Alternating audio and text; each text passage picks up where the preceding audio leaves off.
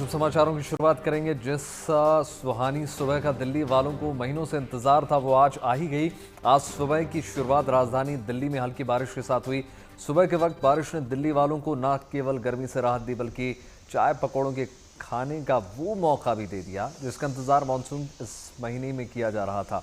Delhi NCR में हल्की बारिश से मौसम में बड़ा बदलाव देखने को मिला है। दिल्ली वालों के लिए एक और गुड न्यूज़ निकल कर आई है कि आने वाले कुछ दिन तक दिल्ली वालों के लिए इसी तरह का राहत भरा पैगाम जारी रहेगा, यानी उमस भरे दिनों से कुछ दिन के लिए दिल्ली वालों को अभी मानसून राहत देता रहेगा। तमाम तस्वीरें आपको दिखा रहे हैं किस प्रकार से बारिश की रिमझिम फुहारों ने तापमान में भी गिरावट करी है और साथ ही साथ लोगों को राहत भी दी है।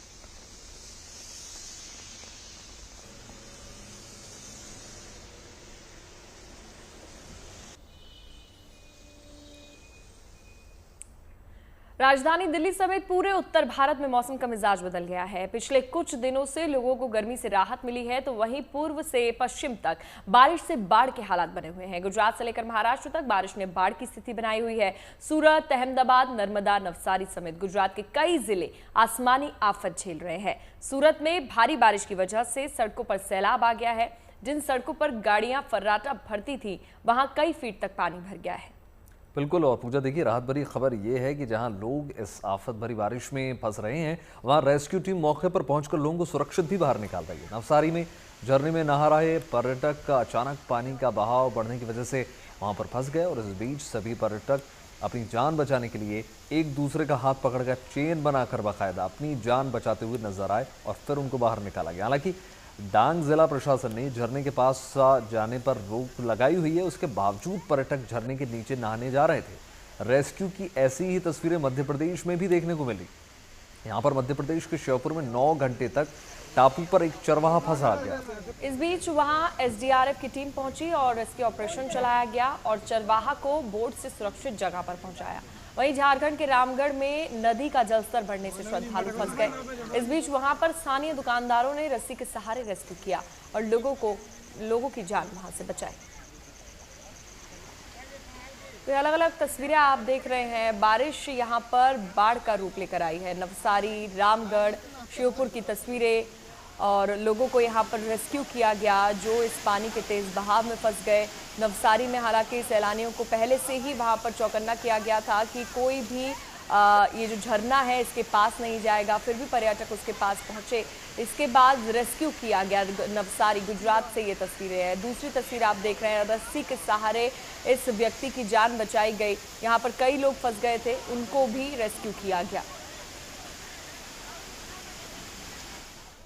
तो देखिए, कुल मिलाकर इस साल उम्मीद से बेहतर मानसून रहने वाला है। यही वजह है कि देश के हिस्से में भीषण बारिश देखने को मिल रही है तमाम हिस्सों में। और गुजरात के डांग जिले में प्रशासन ने झरने के पास जाने पर रोक लगाते हुए अपील की थी और उसके बावजूद पर्यटक झरने के नीचे नहाने पर गए और वहां पानी के तेज बहाव में अचानक फंस गए। आपको तस्वीरें दिखा रहे हैं। दरअसल कोसमाल गांव के भिगू झरने पर पर्यटकों का एक समूह झरने में नहा रहा था, लेकिन अचानक पानी का बहाव बढ़ने की वजह से सभी पर्यटक वहां पर फंस जाते हैं। इस बीच सभी पर्यटक ने समय पर अपने जान बचाने के लिए सूझबूझ का इस्तेमाल किया और सभी ने एक दूसरे का हाथ पकड़कर चेन बनाई और होश और हवास के साथ अपनी जान बचाई। उन्होंने संयम नहीं खोया अपना।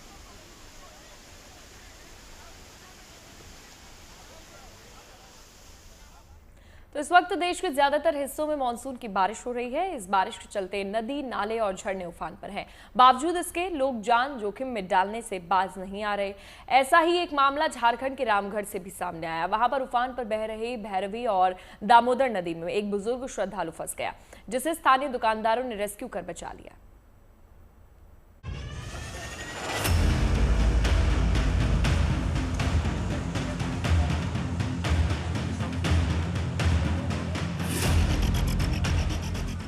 भैरवी और दामोदर नदी का तेज बहाव और इस बहाव में फंसे श्रद्धालुओं का रेस्क्यू करते लोग। ये तस्वीरें झारखंड के रामगढ़ से आई हैं, जहां रजरप्पा मंदिर में दर्शन के लिए पहुंचा एक श्रद्धालु नदी के तेज बहाव में फंस गया।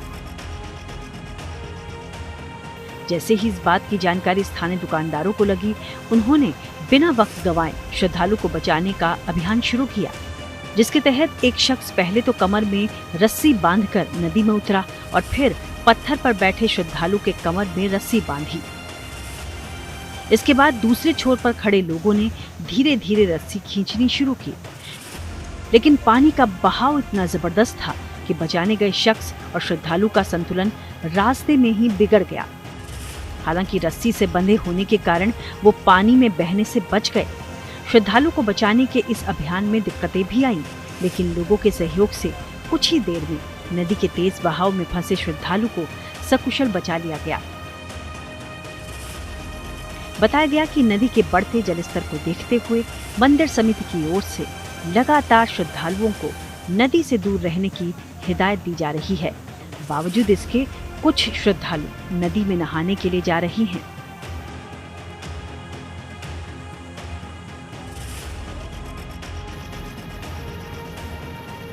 उधर लगातार भारी बारिश और बाढ़ का सामना कर रहे हिमाचल प्रदेश के भी प्रभावित इलाकों में राहत और बचाव का अभियान युद्ध स्तर पर चलाया जा रहा है।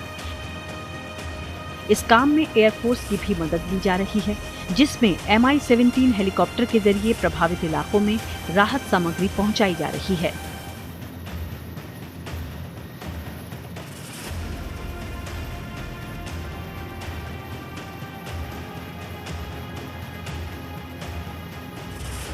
वहीं पड़ोसी राज्य उत्तराखंड में मौसम विभाग ने अगले 5 दिन भारी बारिश का अलर्ट जारी किया है। इस अलर्ट को देखते हुए आपदा प्रबंधन विभाग ने लोगों से संवेदनशील क्षेत्रों में सतर्कता बरतने और सुरक्षित जगह पर रहने की अपील की है। रामगढ़ से झूलन अग्रवाल और देहरादून से अंकित शर्मा के साथ bureau report, good news today. और अब आपको उत्तर से लेकर दक्षिण तक उत्सवों के रंग दिखाते हैं। बड़ी तादाद में भक्त बाबा बर्फानी के दर्शन करने के लिए उमड़ रहे हैं। 11 तारीख से कांवड़ यात्रा शुरू हो रही है, लेकिन शिव भक्तों में अभी से उत्साह देखने को जबरदस्त मिल रहा है।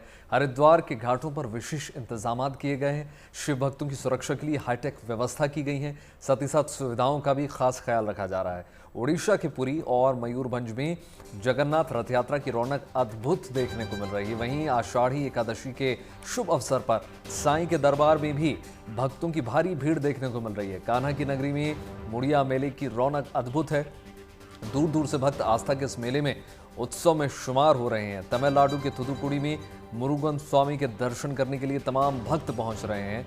अरुल मिकुरु सुब्रमण्यम स्वामी मंदिर में भगवान मुरुगन का अभिषेक उत्सव चल रहा है और बड़ी तादाद में भक्त इसके साक्षी बन रहे हैं। तमाम तस्वीरें आपको दिखा रहे हैं किस प्रकार से आस्था के रंग पूरे हिंदुस्तान में अलग अलग देखने को मिल रहे हैं, लेकिन भाव और भक्ति एक ही है।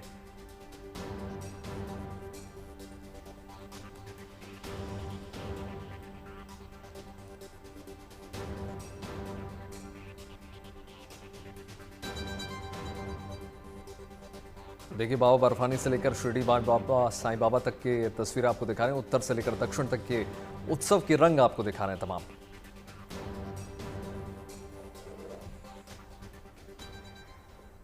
वहीं ओडिशा के पुरी और मयूरभंज में जगन्नाथ रथ यात्रा की जबरदस्त रौनक देखने को मिल रही है। इस पवित्र यात्रा में भगवान जगन्नाथ, उनके भाई बलभद्र और बहन सुभद्रा अपने अपने रथ पर सवार होकर नगर भ्रमण के लिए निकलते हैं। जगन्नाथ रथ यात्रा सिर्फ धार्मिक महत्व ही नहीं रखती, बल्कि इस यात्रा को एकता और भक्ति का प्रतीक भी माना जाता है। ऐसे में हम आपको मयूरभंज जिले के बारीपदा की रथ यात्रा की तस्वीरें अब दिखाते हैं। ये ओडिशा की सबसे पुरानी रथ यात्राओं में से एक है, जिसे द्वितीय श्री क्षेत्र या फिर दूसरा पुरी भी कहा जाता है। ये पुरी में होने वाली रथ यात्रा के बाद दूसरी सबसे महत्वपूर्ण रथ यात्रा मानी जाती है।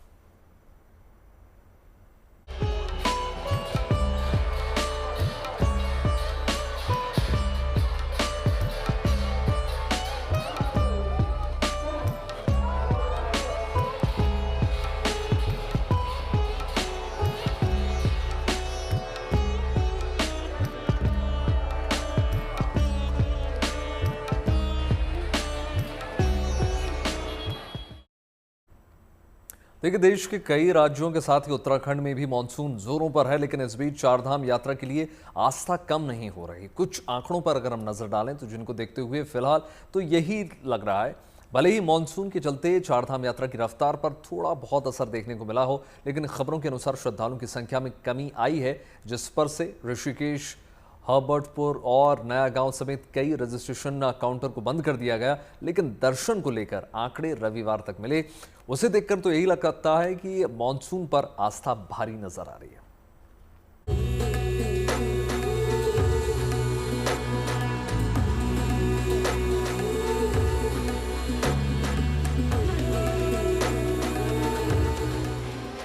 भारी बारिश, बादल फटना, लैंडस्लाइड और उफान पर नदियां। मॉनसून के बीच उत्तराखंड में फिलहाल यही हालत है। लेकिन इसी बीच हेमकुंड साहिब समेत चारधाम यात्रा पर उमड़ रहा आस्था का महासागर मौसमी दिक्कतों को मात देते हुए यहां पहुंच रहा है। मॉनसून की बेरुखी भले ही हेमकुंड समेत चारधाम यात्रा मार्ग पर दिख रही है, बावजूद इसके श्रद्धा और आस्था अपार है। और ऐसा हम नहीं बल्कि 6 जुलाई तक दर्शन को लेकर मिले आंकड़े दर्शा रहे हैं। 6 जुलाई को चारधाम यात्रा के तहत कुल 13,254 तीर्थयात्रियों और पर्यटकों ने दर्शन किए। इनमें बद्रीनाथ धाम में 5,892, श्री हेमकुंड साहिब में 2,151, केदारनाथ धाम में 3,124, गंगोत्री में 1,983 और गोमुख में 104 यात्री शामिल रहे। हालांकि यमुनोत्री धाम में 6 जुलाई का आंकड़ा उपलब्ध नहीं रहा। वहीं पिछले 24 घंटे के दौरान उत्तराखंड के कई क्षेत्रों में मध्यम बारिश देखने को मिली। लगातार घने बादलों की रहने की वजह से तापमान में भी काफी गिरावट आई है, लेकिन चारधाम यात्रा में वाहनों की आवाजाही पर बढ़ोतरी दर्ज की गई। हालांकि उत्तराखंड में भारी बारिश को लेकर मौसम विभाग ने अगले 4 दिन का अलर्ट जारी किया है, जिसमें अगले 24 घंटे के लिए तो देहरादून, टिहरी, रुद्रप्रयाग और बागेश्वर जिलों के लिए ऑरेंज अलर्ट जारी है, तो बाकी क्षेत्रों के लिए येलो अलर्ट घोषित किया हुआ है। अब तक की कुल संख्या देखें तो 2 मई से शुरू हुई चारधाम यात्रा और हेमकुंड साहिब की यात्रा के दौरान 37,95,105 श्रद्धालु चारधाम पहुंच चुके हैं, जिनमें बद्रीनाथ में 11,19,620, केदारनाथ में 13,34,937, गंगोत्री धाम में 5,83,128, यमुनोत्री धाम में 5,54,260 और श्री हेमकुंड साहिब में 1,97,138 और साथ ही गोमुख में 6,022 तीर्थयात्री शामिल हैं। बेशक चारधाम यात्रा एक भावनात्मक और आध्यात्मिक अनुभव है, लेकिन इस दौरान मौसम की मार जाहिर है एक बड़ी रुकावट जरूर बनी हुई है। ऐसे में आवश्यक ये भी है कि हर श्रद्धालु अपनी बेहतरी के लिए सही मौसम और सुरक्षित रास्तों का ही चयन कर अपनी मंजिल की तरफ बढ़े, ताकि वो इस धार्मिक यात्रा के अच्छे अनुभव लेकर जाए। Bureau report, good news today. Sawan के पावन महीने की शुरुआत 11 जुलाई से हो रही है, लेकिन कावड़ यात्रा मार्ग पर आस्था के अद्भुत रंग अभी से ही देखने को मिल रहे हैं। जिन कावड़ियों को लंबी दूरी तय करनी है, वो सावन के शुभ आरंभ से पहले ही कावड़ लेकर निकल पड़े हैं। कावड़ यात्रा आसान नहीं होती, लेकिन शिव भक्त भोलेनाथ के जयकारे के साथ इस यात्रा पर उत्साह से भरे दिख रहे हैं। देखिए कावड़ यात्रा मार्ग से हमारे संवाददाता आशुतोष मिश्रा की खास रिपोर्ट।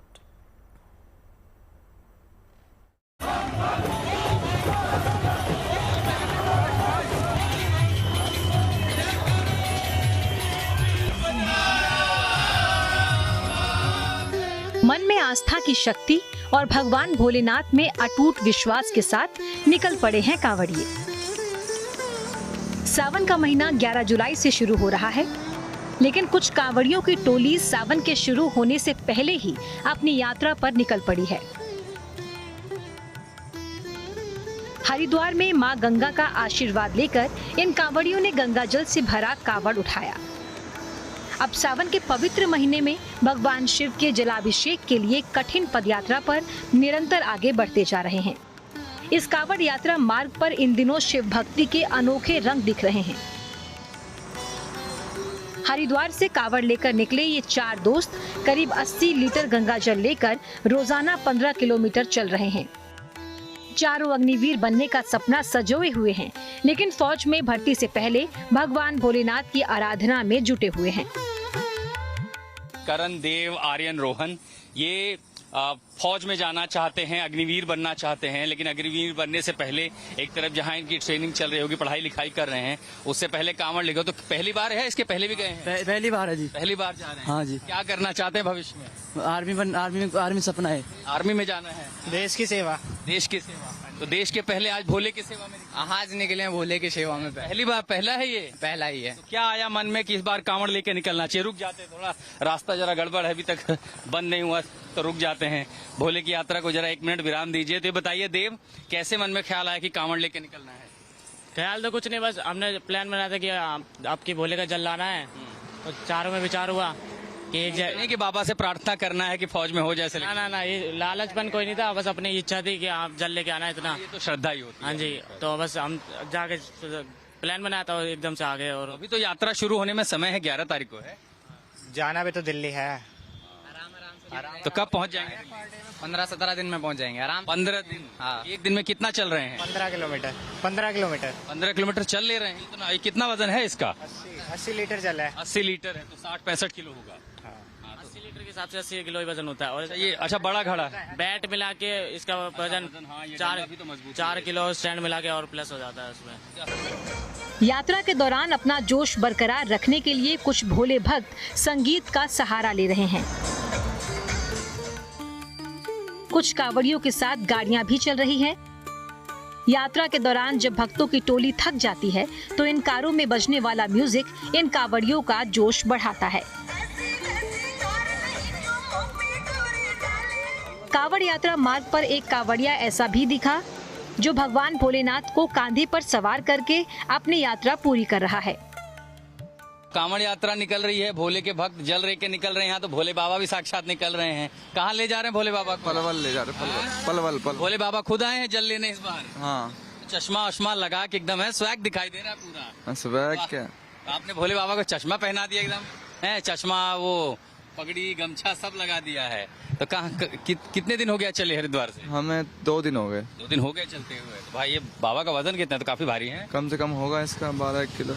ये लेकर के आप पलवल तक जाएंगे? हाँ। ऐसे ही। तो कांवड़ लेके लोग निकलते हैं, आप इनके साथी हैं? हाँ जी। दोस्त हैं कि भाई हैं? भाई लगा लो। अच्छा भाई वाले दोस्त हैं। तो आप लोग कांवड़ लेके जा रहे हैं, इन्होंने भोले बाबा को उठा लिया है। हाँ जी। तो मन में कैसे है कि भोले बाबा को खुद ले चलना चाहिए? जाना तो इन्हीं के पास है जल चढ़ाने के लिए। जाके फिर इनको लेके ही आए हम। तो वहाँ नहलाया इनको? हाँ जी। हर की पेड़ी पे भी नहलाया है? हाँ। अच्छा, वहाँ भी नहलाया है, फिर ले जा रहे हैं मंदिर में? हाँ। तो पहली बार निकले हैं? हाँ। तो पहली बार सीधा महादेव को उठा लिया? हाँ। चलिए, ये भी आस्था श्रद्धा के रंग हैं। जब ये यात्रा शुरू होती बहुत सारे ऐसे रंग दिखाई देंगे। ठीक है, महादेव जी भी अच्छे लग रहे हैं चश्मा वश्मा लगा करके। और ये 3 दोस्तों की टोली है, फरीदाबाद के लिए आगे निकली है।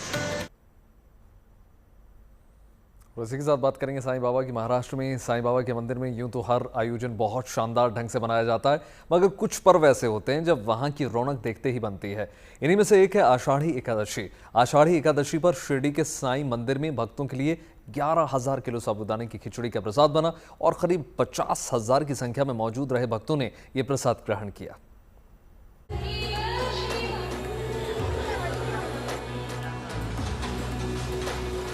आषाढ़ी एकादशी पर शिरडी में साईं बाबा मंदिर की अलग ही छटा देखने को मिली। इस खास पर्व पर साईं धाम को रंग बिरंगे फूलों और चमकीले झालरों से सजाया गया। तो साईं बाबा के दरबार में दर्शन के लिए हमेशा ही भक्तों का तांता लगा रहता है, मगर आषाढ़ी एकादशी पर आम दिनों के मुकाबले कुछ ज्यादा ही भीड़ रही। हालांकि व्यवस्था ऐसी कि सभी ने इत्मीनान से दर्शन किए और बाबा का आशीर्वाद लिया। दर्शन के बाद बाबा के भक्तों के लिए प्रसाद का भी इंतजाम किया गया था। साईं बाबा मंदिर के प्रसादालय में आषाढ़ी एकादशी के पावन पर्व पर 11,000 किलो की साबूदाने की खिचड़ी बनाई गई। प्रसादालय की रसोई में बड़ी बड़ी कड़ाही और पतीलों में साबूदाने की खिचड़ी प्रसाद के तौर पर तैयार की गई। 11,000 किलो साबूदाने की खिचड़ी बनाना कोई आसान काम नहीं है। इसके लिए बड़ी संख्या में सेवादारों को लगना पड़ा।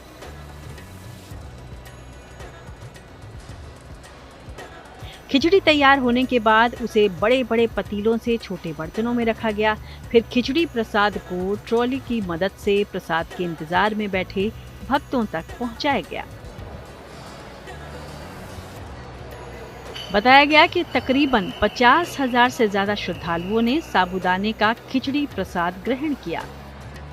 उससे मैं यहाँ दर्शन को, शिरडी के साईं बाबा को दर्शन को आया और मेरे को बहुत सुंदर उपवास की खिचड़ी मिल रही है और मैं बहुत शौक से और शान से खा रहा हूँ। बहुत अच्छी सुविधा यहाँ पे। लाखों श्रद्धालु पैदल वारी करके पंढरपुर जाते हैं, लेकिन हमारे लिए वहाँ पे जाना उचित नहीं हुआ, इसलिए हमने साईं बाबा के चरणों को ही पंढरपुर मान लिया है। आषाढ़ एकादशी निमित्त यहाँ पे जो उसड़ का कार्यक्रम रखा हुआ है, उपवास का आइटम, वो शिरडी संस्था के लिए और हमारे लिए बहुत भाग्यपूर्ण समय है। समझो ये ऐसी व्यवस्था शायद ही कहीं पे होंगी। एकादशी है तो हमको साबूदाने की खिचड़ी प्रसाद के रूप में मिली, बहुत टेस्टी है। आषाढ़ी एकादशी और महाशिवरात्रि के पावन पर्व पर भक्तों को साबूदाने की खिचड़ी का विशेष प्रसाद मिलता है और ये प्रसाद पाने वाले भक्त खुद को धन्य भागी समझते हैं। शिरडी से नितिन मिराणे के साथ bureau report, good news today. Tamil Nadu के थूथुकुडी जिले में तिरुचेंदूर मुरुगन मंदिर में भगवान मुरुगन का अभिषेक समारोह शुरू हो गया है। ये मंदिर भगवान मुरुगन के 6 पवित्र निवासों में से एक है। इस मंदिर का इतिहास बहुत पुराना है। माना जाता है कि भगवान मुरुगन ने यहाँ पर राक्षस राजा पर विजय प्राप्त की थी और इसीलिए ये पर्व यहाँ पर धूमधाम के साथ मनाया जाता है।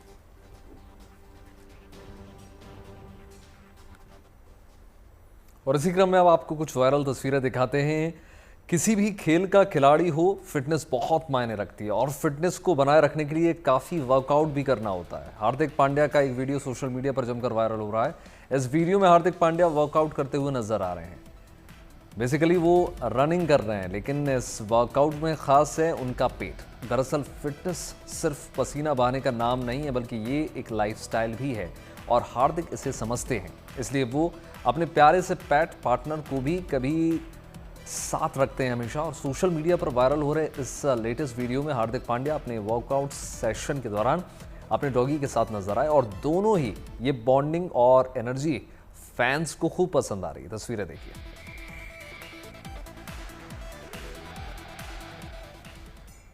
भारत में जिनका नाम हुला हूप का पर्याय बन गया है वो है शिवानी।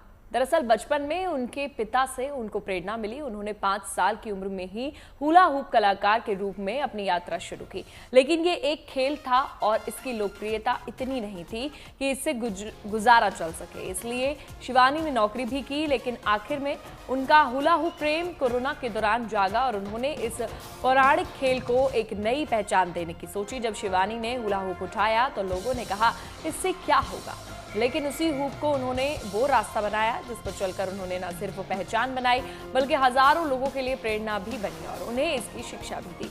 उन्होंने बड़े ब्रांड्स के साथ काम किया और अपने पापा का सपना भी पूरा किया। जब शिवानी हुला हूप करती थी तो उनका ये अंदाज देखते ही बनता है।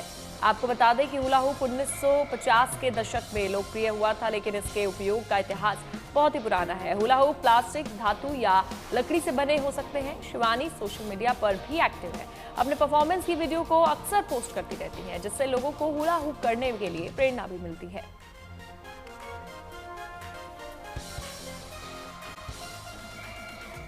और अब आपको दिखाते हैं कैसे एनसीसी कैडेट्स को आर्मी की कठिन ट्रेनिंग दी जा रही है। बटालियन के 300 से ज़्यादा कैडेट्स यहाँ जोरावर एनसीसी ट्रेनिंग एकेडमी में आर्मी से जुड़ा प्रशिक्षण ले रहे हैं। 10 दिनों के इस ट्रेनिंग पीरियड में अनुशासन और गैर नागरिक का सिलेबस समेत कई बातें सिखाई जा रही हैं जो इन कैडेट्स के अंदर देश सेवा का जज्बा पैदा कर रही हैं।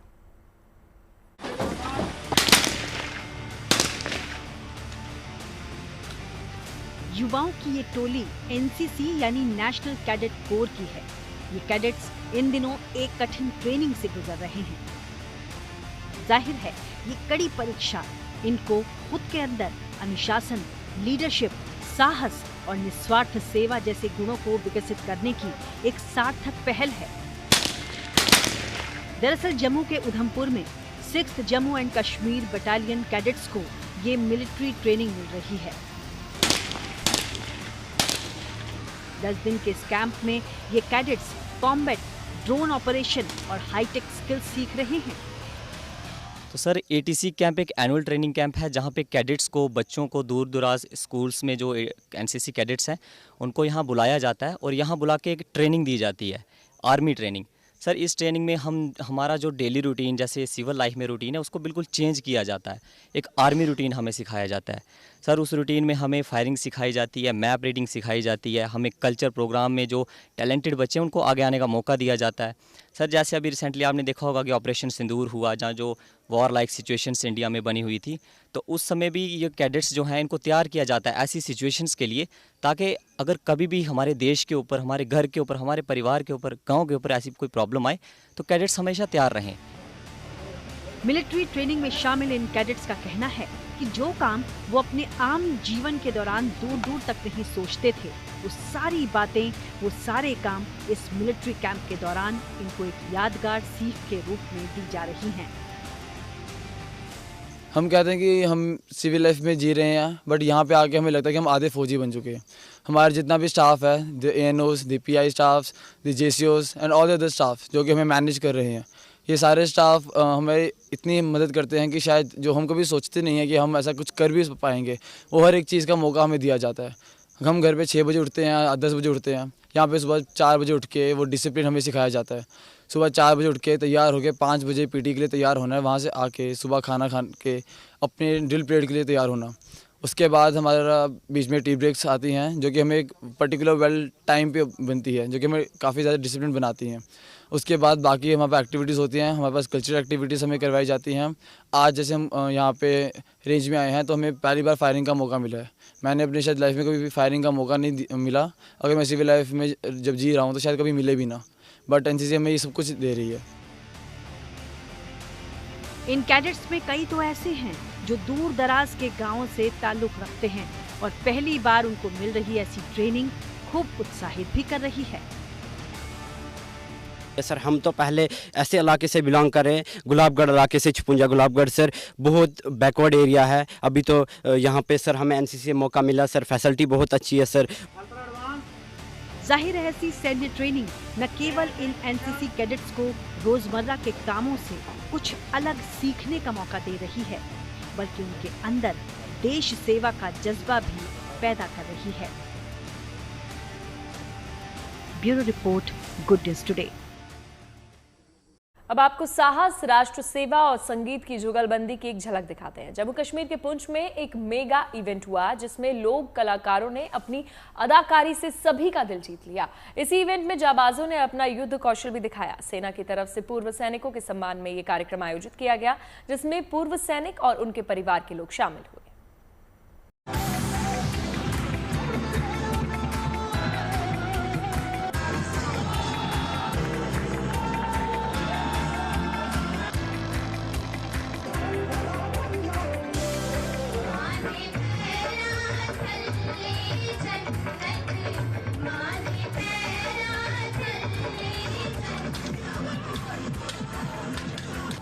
रोमांच से भर देने वाली ये तस्वीरें जम्मू कश्मीर के पुंछ जिले की हैं। यहाँ इंडियन आर्मी की तरफ से पूर्व सैनिकों के सम्मान में एक विशाल रैली का आयोजन किया गया। ये रैली बलमोई बटालियन और कृष्णा घाटी ब्रिगेड की ओर से जो हमारे वेटरन्स हैं उनकी शुक्रगुजारी की एक छोटी सी कोशिश है। रैली में पहुंचे सेना के अधिकारियों ने शांति और आजादी का पैगाम देते कबूतरों को उड़ाया।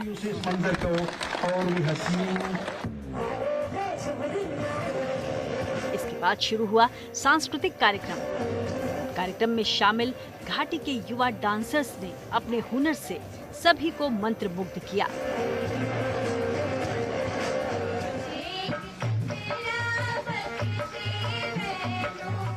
इसके बाद गायकों ने मंच संभाला तो अपनी गायकी से समा बांध दिया।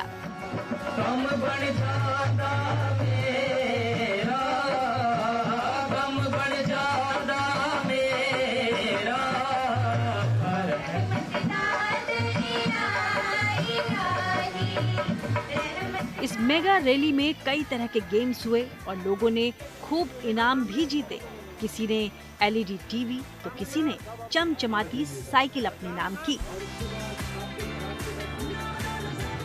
गीत, संगीत और गेम्स के अलावा यहाँ हैरत अंगेज करतब भी हुए, जिन्हें देख दर्शकों ने दांतों तले उंगली दबा ली।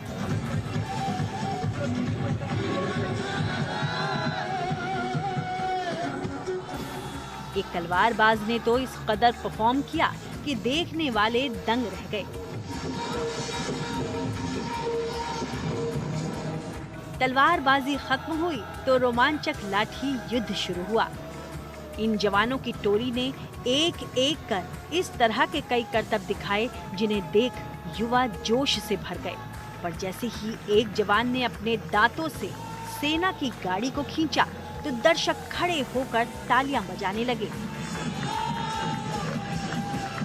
देखिए, यूरोप के ज्यादातर देश इन दिनों भीषण गर्मी से जूझ रहे हैं। ऐसे में लोग हीट वेव के बीच कूल रहने के नए नए तरीके ईजाद कर रहे हैं। स्लोवेनिया की राजधानी की अगर हम बात करें तो यहाँ गर्मी से बचाव के लिए लोग वॉलीबॉल ऑन वाटर टूर्नामेंट में हिस्सा ले रहे हैं। हालांकि यहाँ ये प्रतियोगिता कोई नई बात नहीं है।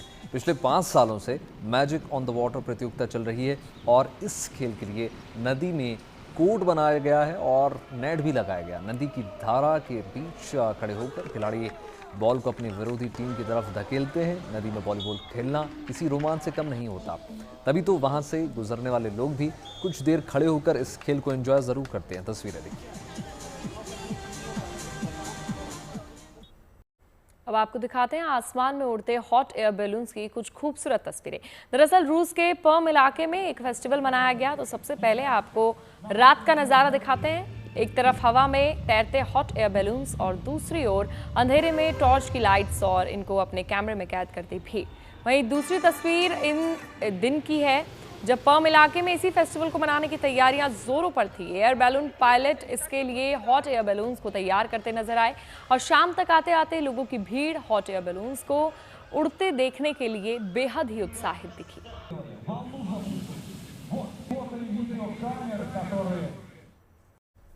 और अब आपको लेकर चलते हैं जर्मनी, जहां के एक शहर के मशहूर टाउन हॉल स्क्वायर पर एक अनोखा म्यूजियम शो आयोजित हुआ। इस शो में 1353 म्यूजिशियन ने हिस्सा लिया और जिसमें हर उम्र के लोग शुमार थे। इन सभी ने वायलिन बजाकर न सिर्फ समा बांध दिया बल्कि विश्व रिकॉर्ड भी अपने नाम कर लिया, जिसे दुनिया के सबसे बड़े स्ट्रिंग ऑर्केस्ट्रा का नया रिकॉर्ड कहा जा रहा है। इस आयोजन में शामिल लोगों का उत्साह और जोश जबरदस्त था, क्योंकि शो के दौरान बारिश ने खलल डालने की कोशिश जरूर की तो लोगों ने रेनकोट पहनकर अपनी प्रस्तुति जारी रखी, जिसकी बदौलत ये लोग विश्व रिकॉर्ड बनाने में कामयाब रहे।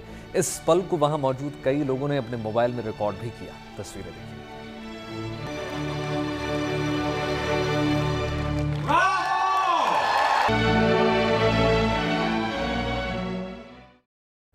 कैप्टन कूल मैदान पर हो या मैदान के बाहर, माही का मैजिक फैंस के सिर चढ़कर बोलता है।